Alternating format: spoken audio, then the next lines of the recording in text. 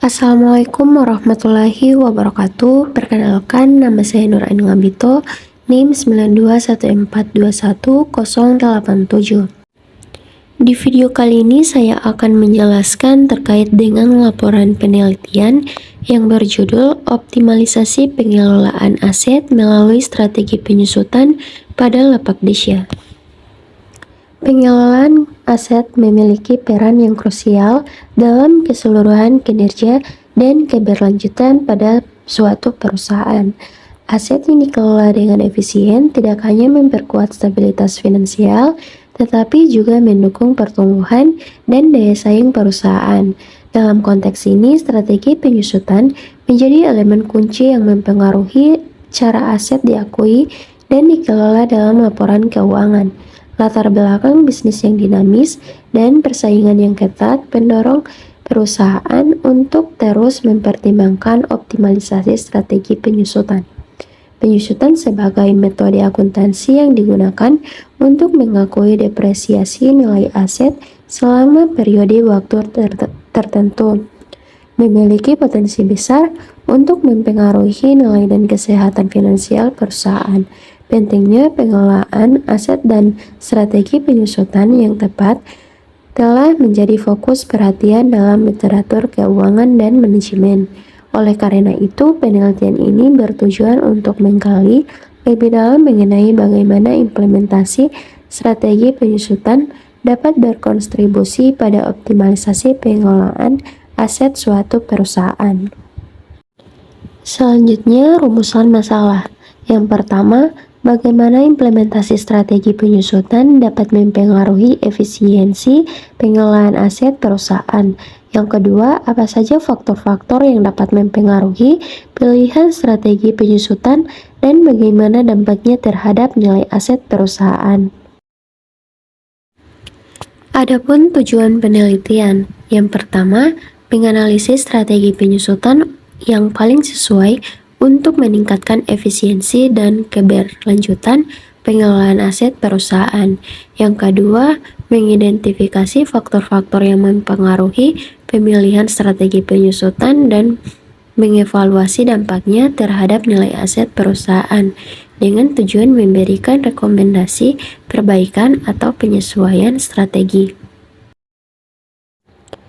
Selanjutnya, metode penelitian. Yang pertama, jenis penelitian. Penelitian ini menggunakan pendekatan penelitian kualitatif, yang mana jenis pendekatan ini berorientasi pada suatu fenomena atau gejala yang bersifat alami. Yang kedua, fokus penelitian. Penelitian ini akan difokuskan pada proses penyusutan yang objek utamanya merupakan salah satu usaha kuliner dan cemilan yang berada di Provinsi Gorontalo. Yang ketiga, sumber data. Data yang didapatkan peneliti adalah data primer, yakni berasal dari wawancara langsung terhadap informan. Yang keempat, teknik pengumpulan data. Teknik pengumpulan data adalah metode untuk mengumpulkan data ataupun informasi yang ada di lapangan. Selanjutnya, hasil dan pembahasan. Yang pertama, gambaran umum objek penelitian. Lapak Desya adalah suatu usaha yang bergerak dalam bidang kuliner dan cemilan. Ini didirikan pada tahun 2017 lalu oleh Ibu Desya Liawa dan suami. Lapak ini terletak di Jalan Sultan Batutihe, Kelurahan Tamalate, Kecamatan Kota Timur, Kota Gorontalo. Berikut pengelolaan aset di perusahaan.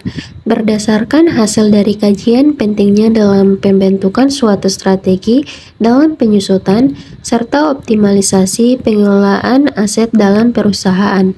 Dengan pemilihan metode tersebut dapat menjadi suatu faktor sentral yang dapat mempengaruhi laporan dalam keterangan nilai suatu aset dan juga kesehatan finansial secara keseluruhan.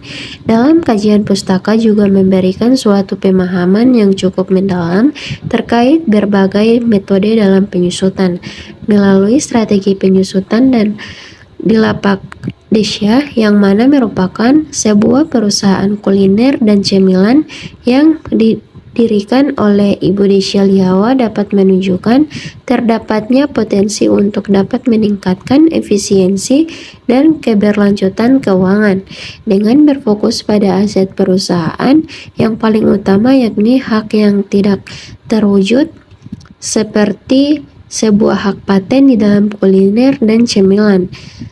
Textran ini memfokuskan perlunya dalam merinci serta mengoptimalkan strategi penyusutan dan pemeliharaan. Metode ini harus juga dapat mempertimbangkan karakteristik unik dari segi aset. Aset ini termasuk juga ketidakpastian dalam industri kuliner. Adapun permasalahan aset dan penyusutan lapak desya. Lingkup konteks lapak desya di mana usaha ini juga bergerak dalam bidang kuliner dan cemilan di Kecamatan Kota Timur Kota Gorontalo. Dalam pembahasan ini mencakup sebuah integrasi strategi dalam penyusutan yang sesuai dengan lingkungan bisnis kuliner. Faktor internal yang mendasari seperti sebuah risiko bisnis, termasuk fluktuasi harga komoditas, serta faktor eksternal seperti peraturan dalam pemerintah mengenai kuliner dan menjadi pertimbangan utama. Penyesuaian ini dengan lingkup kondisi spesifik industri kuliner dan menjadi pertimbangan utama. Dalam penyesuaian strategi ini dengan lingkup kondisi yang spesifik industri kuliner ini dapat membantu sebagai optimalisasi pengelolaan asetnya dengan minimalisir resiko dan juga meningkatkan kelangsungan bisnis. Selanjutnya, implikasi terhadap lapak desya. Penyusutan aset tetap dalam SAK ETAP yang diatur oleh IAI tahun 2009 nomor 1-73. Metode-metode penyusutan yang dapat digunakan adalah sebagai berikut. Yang pertama, metode garis lurus, menghasilkan pembebanan yang tetap selama umur manfaat aset jika nilai residunya tidak berubah. Yang kedua, metode saldo menurun, menghasilkan pembebanan yang menurun selama umur manfaat aset. Yang ketiga, metode jumlah unit produksi, menghasilkan pembebanan berdasarkan pada penggunaan atau output yang diharapkan dari suatu aset. Selanjutnya, kelompok masa manfaat dan tarif penyusutan. Pasal 11 ayat 6 Undang-Undang PPH nomor 36 tahun 2008 mengatur masa manfaat harta berwujud dan tarif penyusutan yang baik menurut metode garis lurus maupun saldo menurun sebagai berikut. Yang pertama, kelompok 1, masa manfaat 4 tahun, garis lurus 25%, saldo menurun 50%. Kelompok 2, masa manfaat 8 tahun, garis lurus 12,5%, saldo menurun 25%. Kelompok 3, 16 tahun, garis lurus 6,25%, saldo menurun 12,5%. Kelompok 4, masa manfaat 20 tahun, garis lurus 5%, saldo menurun 10%. Bagian kedua, bangunan. Yang pertama, permanen. Masa manfaat 20 tahun, garis lurus 5%. Yang kedua, tidak permanen. Masa manfaat 10 tahun, garis lurus 10%. Penentuan kelompok harta berwujud bukan bangunan yang ditetapkan dengan PMK 96/PMK 03/2009 disajikan dalam halaman L31. Yang dimaksud bangunan tidak permanen adalah bangunan yang bersifat sementara terbuat dari bahan yang tidak tahan lama atau bangunan yang dapat dipindah-pindahkan yang masa manfaatnya tidak lebih dari 10 tahun. Selanjutnya, perubahan umur manfaat mobil di lapak desya. Pada lapak desya terdapat aset tetap atau harta berwujud berupa mobil Toyota jenis MPV Innova yang dibeli pada tanggal 11 Desember 2011 dengan harga 100 juta dengan masa manfaat 10 tahun. Pada tanggal 25 Oktober 2016, perusahaan PT Lapak Desya mengeluarkan 20 juta untuk mobil Toyota jenis MPV Innova, di mana pengeluaran tersebut diprediksi dapat menambah masa manfaat 3 tahun lagi. Metode penyusutan menurut akuntansi dan pajak adalah metode garis lurus. Yang pertama, jurnal transaksi untuk tanggal 5 Mei 2020. Pada tanggal 25 Oktober 2016, kendaraan terdapat pada debit sebesar 20 juta, kas atau bank terdapat pada kredit sebesar 20 juta. Yang kedua, beban penyusutan untuk tahun 2018. Biaya perolehan sebesar 100 juta, akumulasi penyusutan kurang 11 Desember sampai dengan 25 Oktober 2016 sama dengan 59 bulan. Dikurangi 49.200. Nilai buku 50.800. Pengeluaran kapital expenditure untuk menambah masa manfaat sebesar 20 juta. Biaya perolehan setelah disesuaikan sebesar 70.800. Yang ketiga, beban penyusutan atas mobil Toyota jenis MPV Innova menurut perpajakan adalah dalam kurung 100 juta kali 12,5% kali 10/12 tambah dalam kurung 200 juta kali 125% kali 2/12 sama dengan 10.840.000. Atas perbedaan pengakuan besarnya beban penyusutan aset tetap yang terjadi antara akuntansi dan perpajakan, maka perusahaan tidak perlu membuat jurnal penyesuaian. Perbedaan pengakuan besarnya beban penyusutan aset tersebut menimbulkan beda tetap atau beda permanen antara perpajakan dan akuntansi.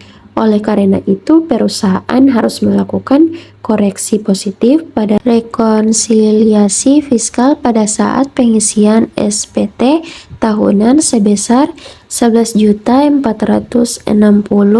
dikurangi 10.840.000 sama dengan 620.000. Selanjutnya, kesimpulan.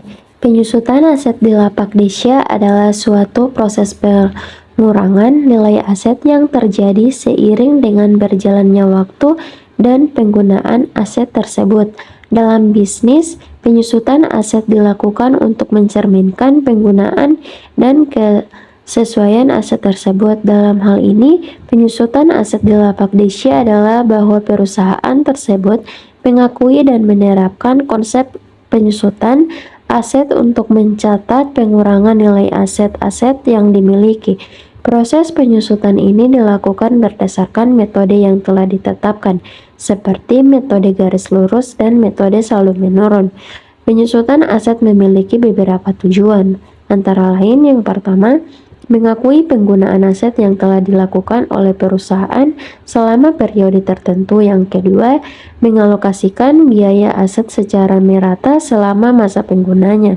Yang ketiga, menghitung nilai aset yang masih dapat digunakan atau memiliki nilai sisa setelah periode tertentu. Dengan menerapkan penyusutan aset, Lapak Desya dapat memperoleh laporan keuangan yang lebih akurat dan mencerminkan nilai sebenarnya dari aset yang dimiliki. Hal ini juga membantu perusahaan dalam mengambil keputusan terkait penggantian dan perawatan aset di masa depan.